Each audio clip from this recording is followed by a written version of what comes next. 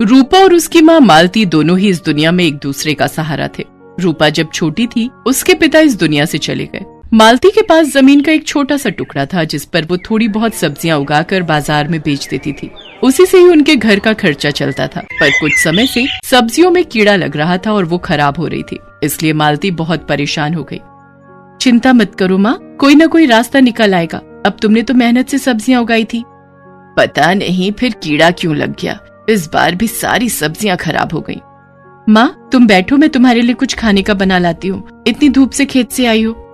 ऐसे ही कुछ दिन गुजर गए। रूपा और मालती दोनों ही परेशान थी कि कैसे गुजारा होगा। एक दिन रूपा ने अपनी माँ से कहा, माँ क्यों ना हम कोई और काम कर ले जिससे हमारा मुनाफा हो, लेकिन खेती से तो कोई फायदा नहीं हो रहा। अब जमीन के टुकड़े को बेचकर कोई नया काम शुरू कर सकते हैं। पर ऐसा क्या काम करेंगे बेटी? देखते हैं माँ, कुछ न कुछ तो समझ आ ही जाएगा। अच्छा मैं बाजार से थोड़ा सामान ले आती हूँ, तुम थकी हुई आई हो, तुम आराम करो। रूपा बाजार चली जाती है और कुछ राशन का सामान खरीदने लगती है। तभी दुकानदार आपस में बात कर रहे थे। अरे क्या बात है, आज चाय वाला चाय नहीं दे गया? हाँ पता नहीं, सुबह से चाय के बिना दुकान पर बैठे हैं, सिर में भी दर्द हो रहा है। आपको नहीं पता मालिक, चाय वाला तो दुकान बंद करके शहर चला गया। कल शाम को ही मुझे मिला था तो बोल रहा था यहाँ काम बंद करके घर जा रहा हूँ। अरे अब कैसे होगा? एक तो चाय वाला था बाजार में जिससे हम चाय खरीदते थे और पीते थे। हम सब दुकानदार परेशान हो जाएंगे और कोई चाय वाला भी नहीं है यहाँ। दोनों दुकानदारों की बात सुनकर रूपा के दिमाग में एक विचार आता है। यहाँ बाजार में तो सब चाय वाले के बारे में बात कर रहे हैं, वो तो शहर चला गया। अगर माँ और मैं मिलकर यहाँ बाजार में चाय बनाकर बेचे तो बात बन जाएगी। हाँ ये ठीक रहेगा, मैं अभी जाकर माँ से इस बारे में बात करती हूँ। रूपा इस बारे में जाकर अपनी माँ से बात करती है तो मालती को उसका सुझाव अच्छा लगता है। अभी उनके पास ज्यादा पैसे नहीं थे, इसलिए वो एक छोटी सी मेज पर ही स्टोव और चाय बनाने का सामान रख देती हैं। रूपा और मालती चाय बनाकर बाजार में बेचने लगती है। दुकानदारों को तसल्ली थी कि कम से कम उन्हें चाय तो मिली। अब तो रोजाना ही बंधे हुए ग्राहक उनके पास चाय पीने लगे। कुछ समय बाद गाँव में हाट बाजार लगा। मालती और रूपा भी हाट देखने गयी। बाजार में घूमते हुए रूपा की नजर एक दुकान पर गई जहाँ पर बांस के बने हुए बर्तन रखे थे। रूपा ने देखा उन्हीं बर्तनों में चाय की प्याली भी रखी है।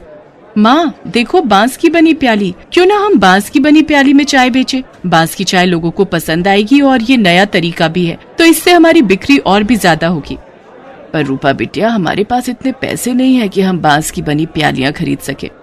माँ तुम चिंता मत करो, हम अपनी जमीन का टुकड़ा बेच देंगे, फिर यहाँ से ऑर्डर पर प्याली खरीद लेंगे। अगर काम बढ़ गया तो हम उसमें और लागत लगा देंगे। रूपा बहुत समझदार थी, वो अपने काम को बढ़ाना चाहती थी, इसलिए उसने जमीन का टुकड़ा बेचकर उन पैसों से बांस की प्यालियां खरीद ली। अब वो बांस की प्याली में ग्राहकों को चाय बेचने लगी। अब तो लोग स्पेशली उस गांव में बांस की चाय पीने के लिए आने लगे। लोगों को बांस की प्याली में चाय बहुत ही स्वादिष्ट लग रही थी और एक नया तरीका भी था। धीरे धीरे ये खबर आसपास के गांव तक पहुंच गई। उन लोगों की बांस चाय हर तरफ मशहूर हो गई और लोग दूर दूर से चाय पीने आने लगे। मालती ने कुछ रुपए जोड़ लिए थे ताकि वो सही समय पर रूपा की शादी कर सके, और वो दिन आ ही गया जब रूपा की शादी तय हो गई। लड़के वालों ने रूपा को पसंद कर लिया। रूपा जानती थी कि उसकी शादी के बाद उसकी माँ मालती अकेले पड़ जाएगी, इसलिए उसने शादी से पहले अपनी माँ मालती को एक चाय की दुकान खोलकर दे दी ताकि मालती का मन लगा रहे। माँ ये देखो, आपकी अपनी बांस चाय की दुकान। मेरे जाने के बाद अब आपको किसी भी चीज की परेशानी नहीं होगी, आप आराम से इस दुकान को चला सकती हो। रूपा शादी से पहले जाते हुए अपनी माँ को बांस चाय की एक दुकान खोल देती है। वक्रतुंड महाकाय सूर्यकोटि संप्रभ। शादी के बाद रूपा को चिंता नहीं थी क्योंकि उसकी माँ मालती अब बांस चाय की दुकान चलाती थी। मालती की चिंता दूर हो गई थी क्योंकि रूपा की शादी एक अच्छे घर में हो गई थी। छोटू चल बेटा जरा जल्दी कर, वो 5 नंबर वाले टेबल पर कस्टमर बहुत देर से खाने का इंतजार कर रहा है और बाहर भी लाइन बढ़ती जा रही है। इतना लेट करेंगे तो सब बगल वाले होटल में चले जाएंगे। बस मालिक, 5 नंबर वाले का ऑर्डर तैयार है और यहाँ कुछ टेबल भी बस खाली होने वाली हैं, तो बाहर वाले कस्टमर्स अब अंदर आ सकते हैं। ये है सत्यभान और इसका होटल अतिथि देवो भव। जैसा इस होटल का नाम था ठीक वैसा ही यहाँ का काम था। होटल के अंदर आने से पहले हर कस्टमर का तिलक किया जाता था और फिर बड़े ही सम्मान के साथ उसे बिठाकर खाना परोसा जाता था। इस अनोखे तरीके की वजह से ही सत्यभान का ये होटल बहुत मशहूर था। और बड़ी दूर दूर से लोग यहाँ खाना खाने आते थे। होटल के खाने का बढ़िया स्वाद और यहाँ की साफ सफाई भी एक बड़ी वजह थी कि आसपास के कई होटलों और ढाबों को छोड़कर कस्टमर सत्यभान के पास ही आते थे। सर, मेरा नाम रमन है, मैं पब्लिक टाइम्स अखबार से आया हूँ, मुझे आपका इंटरव्यू करना है। अच्छा, हाँ, क्यों नहीं, आइए आइए। रुकिए, पहले मैं आपका तिलक करूंगा। हाँ, अब ठीक है, अब आप यहाँ आराम से बैठिए। छोटू, जल्दी से साहब के लिए गर्मा गर्म कचौड़ियाँ और बढ़िया चाय तो लेकर आ। हाँ तो सत्यभान जी, सबसे पहले मैं आपका पूरा होटल और यहाँ की किचन देखना चाहूंगा। वैसे सुना तो मैंने ये है कि आप किसी को भी अपनी रसोई में लेकर नहीं जाते, लेकिन मुझे तो आपके वहाँ लेकर जाना ही होगा, वरना ये इंटरव्यू अधूरा रह जाएगा। अरे बस, वो बात ऐसी है कि आप तो जानते ही हैं, होटल के बिजनेस में सारा खेल खाने में इस्तेमाल होने वाले मसालों और रेसिपी का ही है, और यहाँ मैंने और मेरे साथियों ने बड़ी मेहनत से ये सब तैयार किया है। अच्छा, लेकिन आपके यहाँ जो लोग काम करते हैं, मतलब आपके साथी, अगर उनमें से किसी ने धोखा दिया तो? नहीं नहीं, ऐसा तो हो ही नहीं सकता। यहाँ जितने भी लोग मेरे लिए काम करते हैं वो सब के सब मेरे गांव से ही हैं, यानी सब मेरा परिवार है। आज तक का रिकॉर्ड है, मुझे मेरा कोई साथी छोड़कर नहीं गया। ये तो वाकई बहुत बड़ी बात है। लेकिन अब तो आप इतने मशहूर हो गए हैं, आपका होटल एक ब्रांड बन चुका है, तो लोग आपकी रसोई को अंदर से देखना चाहते हैं। आप चिंता मत कीजिए, मैं आपके मसालों और रेसिपीज का राज नहीं खोलूंगा, लेकिन रसोई के अंदर की कुछ फोटोज तो चाहिए होंगी आपके इंटरव्यू के साथ छापने के लिए। सत्यभान उस पत्रकार को समझाने की कोशिश करता है, लेकिन वो खुद ही उस पत्रकार की बातों में फंस जाता है। अखबार में अपना इंटरव्यू और फोटो छपने की बात से वो बहुत खुश था और इसी खुशी में वो बह गया और उस पत्रकार को उसने अपने होटल का एक एक कोना बहुत अच्छे से दिखाया। साथ ही अपनी रसोई में ले जाकर अपने सारे तौर तरीकों और रेसिपीज का भी अनजाने में खुलासा करता गया। वो पत्रकार होटल की लगभग हर चीज की तस्वीर ले रहा था। इंटरव्यू के दौरान उसने सत्यभान से कई सवाल पूछे, जिनके जवाबों में सत्यभान के सारे सीक्रेट खुलते जा रहे थे। अच्छा सत्यभान जी, बहुत अच्छा लगा आपसे मिलकर। इंटरव्यू के लिए शुक्रिया, अब मैं चलता हूँ। जी, आपका बहुत शुक्रिया। वैसे ये सब कब छपेगा अखबार में? बस यही 1-2 दिन में, मैं आपको फोन पर इन्फॉर्म करूंगा। इतना कहकर वो पत्रकार सत्यभान के होटल से बाहर निकलता है और कुछ दूर पहुंचते ही मुस्कुराते हुए अपने गले में पहना हुआ आई कार्ड उतारकर एक कूड़े के ढेर में फेंक देता है। बड़ा अक्लमंद समझता था खुद को, एक नंबर का बेवकूफ निकला ये तो। असल में ये आदमी कोई पत्रकार था ही नहीं, पास ही मौजूद एक दूसरे होटल के मालिक का रिश्तेदार था, जो पत्रकार बनकर सत्यभान के सारे सीक्रेट जानने के लिए उसके पास गया था। ये आदमी अपने मकसद में पूरी तरह से कामयाब हो चुका था। इधर सत्यभान रोज सुबह के अखबार में अपने इंटरव्यू के छपने का इंतजार कर रहा था। जा छोटू, देख तो अखबार आ गया होगा। अब तो पूरे 4 दिन हो लिए, आज तो पक्का अपनी फोटो छपी होगी। छोटू फौरन उस दिन का अखबार लेकर आता है, लेकिन बीते दिनों की तरह उसमें भी सत्यभान और उसके होटल का जिक्र तक नहीं था। ये देखकर सत्यभान उदास हो जाता है। ऐसा कई दिनों तक होता रहा। फिर सत्यभान ने उम्मीद ही छोड़ दी और ये सब कुछ भुला दिया। फिर एक दिन अचानक सत्यभान के होटल में रेड पड़ जाती है। फूड इंस्पेक्टर अपने कुछ आदमियों के साथ सत्यभान के होटल पहुंचते हैं और वहां मौजूद हर चीज की जांच करने लगते हैं। देखिए, हमें आपके होटल के खिलाफ शिकायत मिली है कि आप खाने में नकली सामान का इस्तेमाल करते हैं। ये कैसी बातें कर रहे हैं आप? सालों से मैं इस होटल को चला रहा हूँ, वो भी पूरी ईमानदारी से। अगर ऐसा है तो हमें यहाँ की तलाशी लेने दीजिए। चलिए हटिए यहाँ से। पूरी टीम होटल का कोना कोना छानने लगती है। तभी उन्हें किचन के पास एक छोटा सा दरवाजा दिखता है। फूड इंस्पेक्टर खुद इस दरवाजे को खोलकर अंदर जाते हैं तो उन्हें काफी मात्रा में नकली घी, तेल, नकली मसाले जैसी कई चीजें मिलती हैं। तो ये है तुम्हारी ईमानदारी का सबूत? हाँ, शर्म आनी चाहिए तुम्हें।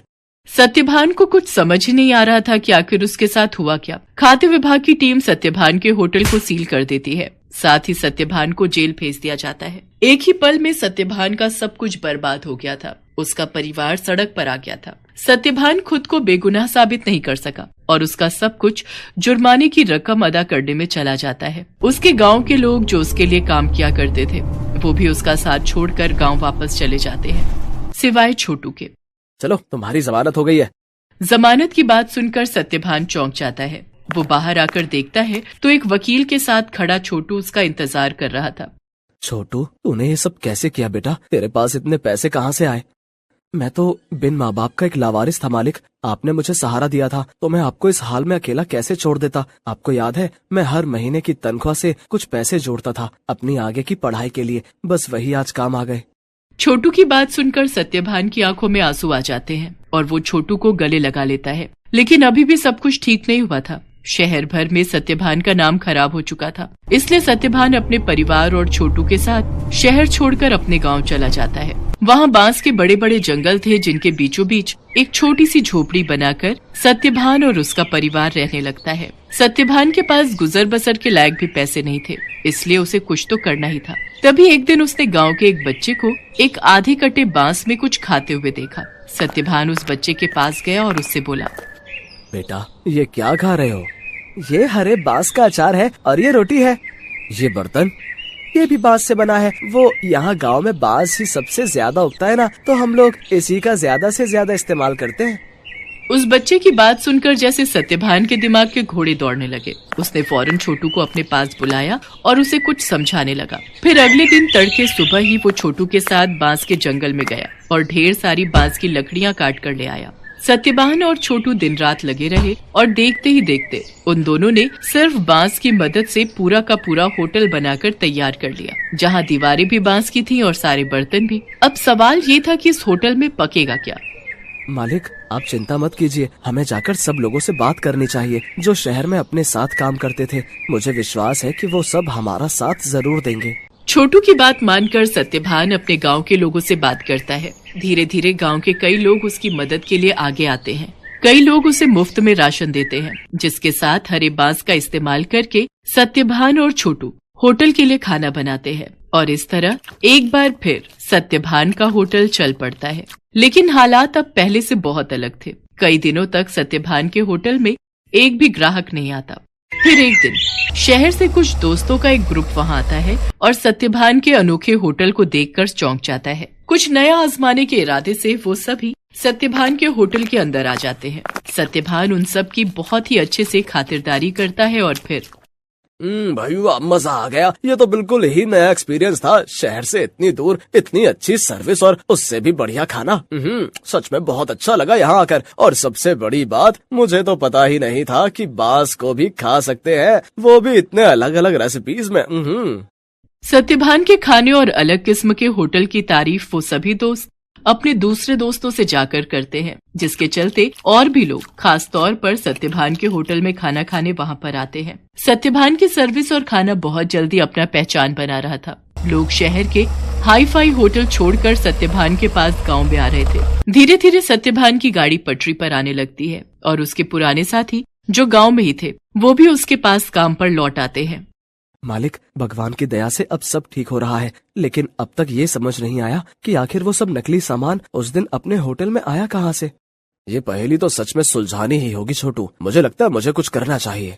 सत्यभान के पास अब इतने पैसे जमा हो चुके थे कि वो अपने खिलाफ रची गई साजिश की जांच करवा सकता था। वो अपने केस को रीओपन करवाता है और एक प्राइवेट डिटेक्टिव की मदद से सारा सच बाहर निकलवाता है। असल में रमन जो सत्यभान के पास पत्रकार बनकर आया था, ये सब उसके और उसके रिश्तेदार की सांठगांठ थी, जो सत्यभान के पुराने होटल के पास ही अपना होटल चलाता था। साथ ही सत्यभान की तरक्की से जलता भी था।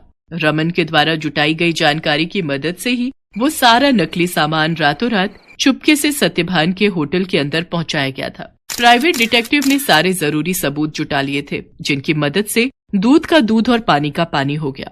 दोषियों को सजा मिली और सत्यभान को उसकी खोई हुई इज्जत। शहर में मौजूद सत्यभान की सारी संपत्ति उसे वापस मिल जाती है, जहां सत्यभान फिर से अपना होटल शुरू करता है, लेकिन बिल्कुल नई थीम, नए तौर तरीकों और नई रेसिपीज के साथ। Thanks for watching.